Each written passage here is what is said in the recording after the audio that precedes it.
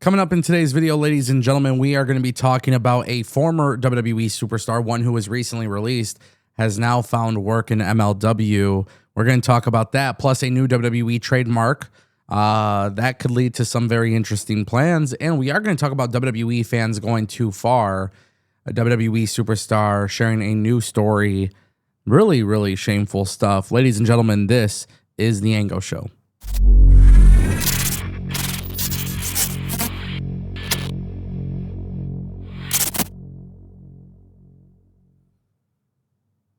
If you guys want more videos like this, don't forget to click that subscribe button and ring that bell. This way you never miss a video on the channel. I want to kick things off in today's video talking about Carmen Petrovic. As you guys know, she is a standout in NXT. And Carmen Petrovic is one that's actually starting to become really popular within the WWE NXT universe. However, there is a problem here that Carmen Petrovic has now shared on social media. Let's take a look at this tweet that she put out. She says, "Hey friends, usually I'm really good with responding to my squad and trying to be as engaging as possible. But if I don't respond, please do not reach out to my family or friends through personal phone numbers in order to get in contact with me. That will get you blocked." Now, this was what Carmen Petrovic tweeted out yesterday night. This is obviously a really shitty situation because we have seen time and time again of wrestling fans going a little too far, whether it's at the airports, whether it's stalking cases, as we have seen with Sonya Deville. And now, obviously, Carmen Petrovic is coming out and basically saying, like, yo, you guys got to stop reaching out to people trying to get a hold of me. Very, very shameful situation. But it's just another story in which wrestling fans are going too far. And Carmen Petrovic is somebody who, yeah, she may not be the biggest name in WWE, but she is a star that is climbing the ranks of WWE. She's gaining popularity. And the fact that people are doing this kind of thing, it's really just disgusting. With professional wrestlers, you know, it doesn't, like, I don't understand this idea that people just could feel so comfortable reaching out to family members of said wrestler. It's not one that makes sense to me. It's another example of people taking things too far, but it's another example of people just simply having the lack of respect. You know, with social media, obviously Carmen Petrovic has quite a big following, and that's phenomenal stuff. But this is a scenario, in all seriousness, this is a scenario in which, like, this is somebody who responds to fans on a regular basis anyways. So I just don't really understand why people are doing this sort of thing. And I don't know what WWE can do to prevent this or whatever it may be. I don't know what the next logical steps may be, but I feel like something just simply has to be done. That brings us to our next topic. WWE has filed for a new trademark, and it's for the term tribal hire. This was done last night as well, and this filing covers a wide range of entertainment services, namely wrestling exhibitions and performances by a professional wrestler and entertainer, as well as providing wrestling news and information, fan club services, and online newsletters. Now, in WWE programming, the tribal hire title refers directly to Solo Sikoa, which, as you guys saw on the December 15th, 2023 episode of SmackDown, this was the nickname that Roman Reigns gave to Solo Sikoa, and that was kind of like the idea that he would be establishing the next Bloodline faction, which right now there is no Bloodline faction, but there is the MFT, My Family Tree. Now, Solo Sikoa having the MFT rebrand the faction, you have to wonder if this trademark is going to be utilized in a way to make Solo Sikoa come back as like something bigger or better or whatever. Listen, I don't know if you guys like Solo Sikoa or not. I do. But I think this trademark is kind of silly. I'm not going to lie. I think it's so easy for me to laugh at things like this because of the fact that the Bloodline storyline, like, that was from 2023. This is 2025. The MFT storyline has nothing to do with Roman Reigns.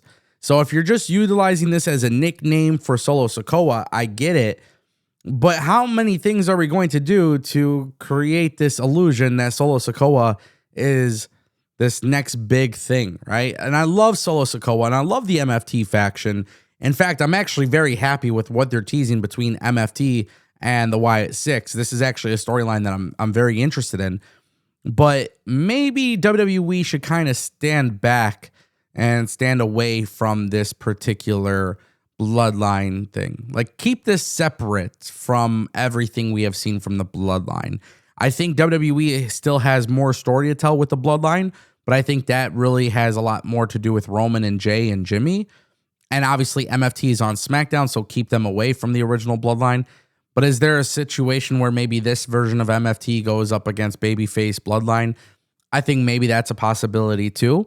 WWE does offer trademarks. They file for trademarks and they don't always get utilized, which is, I think, a valid point to bring up here. But I do think for Solo Sikoa, like, this is something different. This is not, I don't feel like this is a spinoff of the original bloodline. I really don't. I feel like it is something entirely different, but it is something interesting, something to pay attention to. We'll see what happens on SmackDown tonight. And that brings us to our final topic. Ladies and gentlemen, a released WWE superstar is now joining MLW. Let's get your opinions on this. We are talking about Isla Dawn. MLW has published a new video on YouTube called Enter Isla Dawn. It's a nice little vignette video package, and she has been announced for MLW Don Gato Tequila, the live special event that's taking place on November 20th, Thursday, from Charleston, South Carolina. This whole character is very much like the unholy union thing that Isla Dawn was doing from WWE. So it seems like she's kind of bringing that character. You guys might remember when she was working with Alba Fire in NXT and she had that tag team with her. Yeah, the unholy union. I think this character is pretty much that, but it's coming to MLW. Also, in addition to the show, they have the Opera Cup tournament final between Mystico and Volador Jr. Mads Kruger defending the world championship against Brock Anderson. You got Donovan Dijak and Bishop Dyer defending the tag titles against the Good Brothers. You have Killer Cross versus Matt Riddle. Shotzi Blackheart versus Priscilla Kelly. Isla Dawn's debut. You have the Don Gato's Gauntlet match, which is Blue Panther and Hio D. Blue Panther versus Atlantis and Atlantis Jr., Felino and Felino Jr., Defunto and Barboza. And then they also have Diego Hill, Akumura, and Stigma competing in a triple threat match. I'm going to be honest with you guys. This is actually a really dope card. I think if I'm just being fully transparent, I think MLW should really get to marketing this event a lot better, because this is a very, very stacked card. It's a very exciting event. And who knows, man, maybe this could be like a turning point for MLW. They're starting to bring in some great names. And I think when you're bringing in some great names and some great quality names, and you're bringing in some really good talent, I think that could be a starting point or a turning point to get people interested. And I think Isla Dawn, talented as hell. I think I would like to see her more on TV. I think WWE should have never really released her, but they did, and that's kind of the way it is. So I want to see what WWE does here, outside of not having Isla Dawn, but I want to see what these companies with Isla Dawn also do. Because if WWE shows us that they don't need Isla Dawn, which is very reasonable, then they can have Isla Dawn everywhere else, and she could show us what WWE is missing out on, therefore making WWE regret it and then possibly wanting her back. But it would be nice enough to know that people don't necessarily need WWE. Catch my drift? Ladies and gentlemen, Isla Dawn coming to MLW. I'm excited to see what she could do here. Let me know what you guys think down below.